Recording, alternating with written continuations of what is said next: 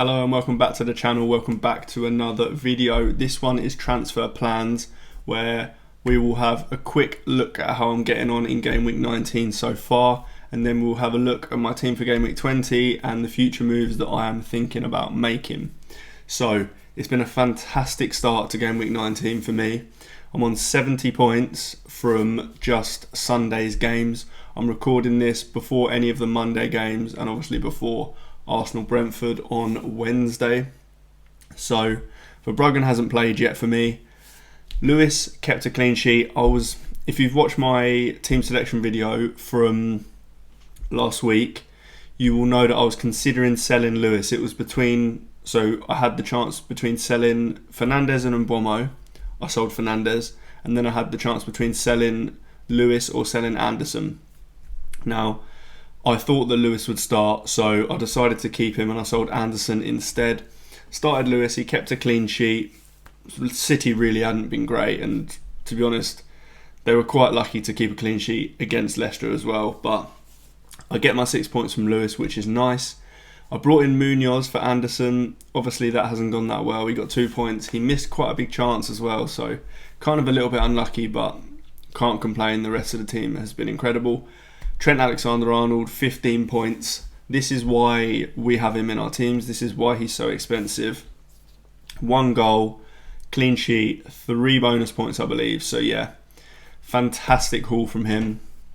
Semenyo with 5. I really do not have any idea why he's been given this assist, to be honest, but we take it. I was wondering whether to start Semenyo or Mbeumo. Now, I had Mbeumo starting previous to my transfers, but that was because I was going to be starting Castan, and Semenyo and Castan were obviously playing against each other, so I didn't want to start an attacker against a defender when it was close, so I was going to start Mbeumo. But then obviously I transferred out Anderson so that I was no longer starting Castan, and that meant that I could start Semenyo, and he got an assist. Again, I really don't get why he's been given the assist. There's obviously a chance he gets taken away, but for now he's been given it and I will absolutely take it. Then Eze was my other transfer in, so I sold Bruno Fernandes and brought in Eze. Now it was kind of close between a few other options as well. I could have got Sarr, could have got Gordon, but Eze is the one that I got, and obviously he scored the goal. Really glad I got him. 10 points is fantastic from him in the first week I own him. And it was more a minutes thing that I was worried about. He got very good minutes. It was in the 80s. I think it was kind of 84, 85 that he got taken off. So really happy with that. Then I did go Salah captain instead of Palmer captain. Again, this was another kind of 50-50 that I had, where I really wasn't sure, and it went right up to the deadline as to who I went with. I decided to go with Salah. Like I say, there really wasn't much between it. If you watch my captaincy video from last week, then you'll have seen there was very little between both of them. But like I say, went with Salah. I think the reasoning might have just been that I'm a West Ham fan and I knew how we had injuries, we had suspensions. I knew kind of how bad we'd be. So maybe it was some anti-West Ham bias that led me to Salah. But I mean, we don't know who is the better option yet, given that Palmer hasn't played, but I'm happy with Salah's 16 points. So then I've obviously got Palmer still to play. I'm not sure what his kind of ownership is. A lot of people that own him will have captained him, obviously, so I mean, there's a possibility that I don't even want him to get points if he's owned too highly, but I don't think it's too much of a problem. Then we've got the 3 forwards as well. So Isak with Man United away, he's pretty highly owned as well, so his points won't make a massive difference. Jackson with Ipswich away, I'm just hoping he starts because there is a chance he does get rested, and if he does get rested, I'm hoping that he gets fully rested, doesn't come on so that I get Mbeumo off the bench. And then João Pedro, I'd love nothing more than a goal from João Pedro this game week. He has been sold by a lot of people recently, so his ownership is pretty low. So a goal from him would do quite a lot for my rank. Speaking of, my game week rank is currently 522k, which is unbelievable. Like I say, I got 70 points, and that is currently a green arrow from 143k to 75k. So pretty much halved my rank so far. But I think I've had more players play than quite a lot of other people. So 6 players, that includes my captain, obviously, have played for me. I think most people probably have quite a few more to play still than me. I've only got 5, obviously, 3 forwards, Parma and Verbruggen. A lot of people own Arsenal players, and obviously they don't play till Wednesday. My game week will be done on Monday, so I'd be really, really happy if I could stay in the top 100k. I'm not really expecting the green arrow to get bigger or greener, but if I could stay within the top 100k at the end of this game week, I would be really happy with that.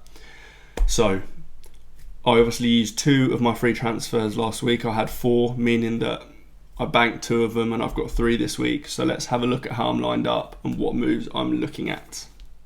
So this is how the team is lined up with 3 free transfers, no transfers made at this point. Obviously, I've got 1.3 million in the bank now, and Verbruggen is going to have to go in goal. I mean, this is a week where both my goalkeepers have terrible fixtures. Fabianski's probably still going to be injured anyway, so it will be Verbruggen against Arsenal at home. Really not ideal, but it isn't worth a transfer, probably. There is a world where I could move Verbruggen to Pickford, just because that's a move that I'll probably be doing anyway.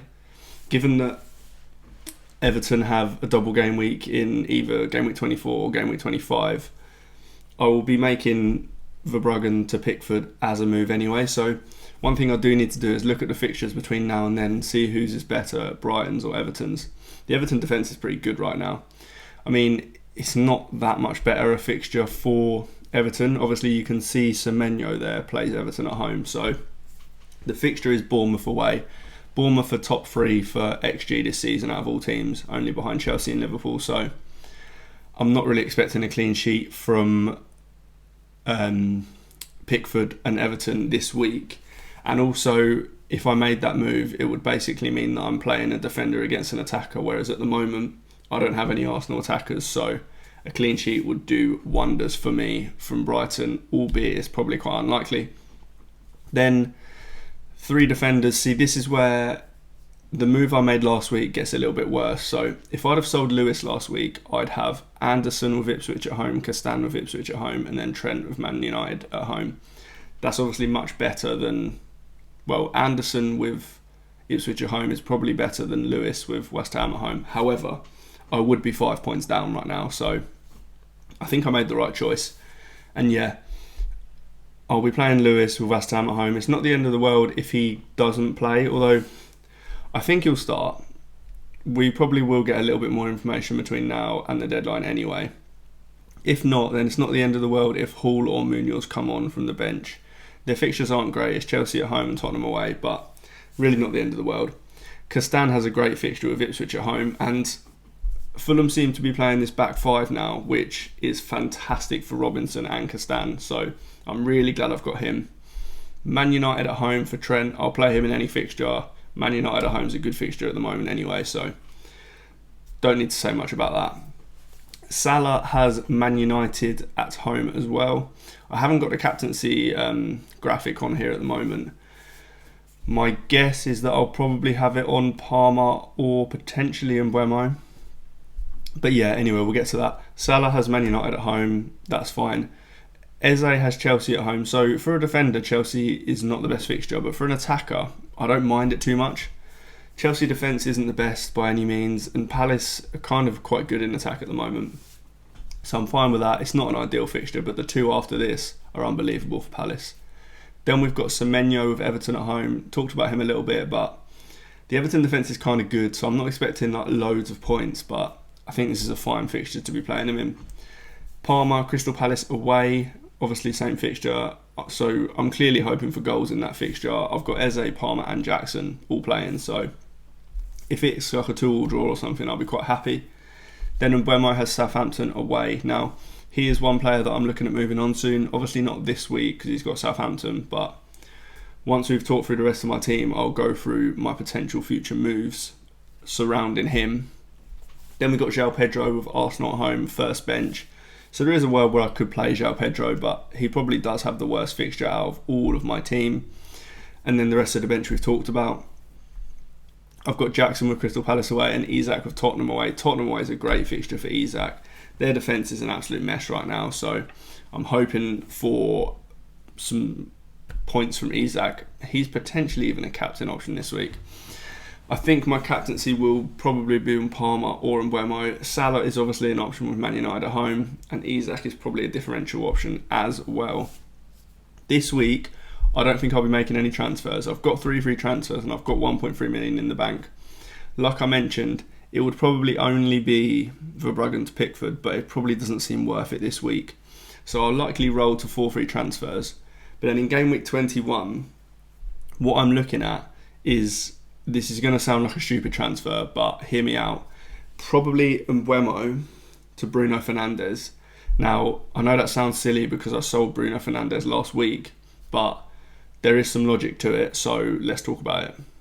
Okay, so I've got their numbers on screen now. The numbers are pretty irrelevant to the point I'm making. So the only reason I've got this on screen is because of the fixtures at the bottom. Now, obviously I sold Bruno Fernandes this week for Eze. There was an option where I could have sold Mbeumo instead, especially as I was benching Mbeumo this week, meaning that if I sold Mbeumo instead, I'd have been benching Fernandes, and that would have also been fine because he was suspended. But I sold Bruno Fernandes because I knew that I wanted Mbeumo for this Southampton away fixture in Game Week 20. I knew that I had João Pedro with Arsenal at home, which is obviously not a good fixture. So I knew that I would have wanted to bench João Pedro for this game, meaning that I needed Mbeumo or whoever I didn't sell out of Mbeumo and Fernandes. And as you can see on screen, Fernandes has Liverpool away, which is a terrible, terrible fixture, of course.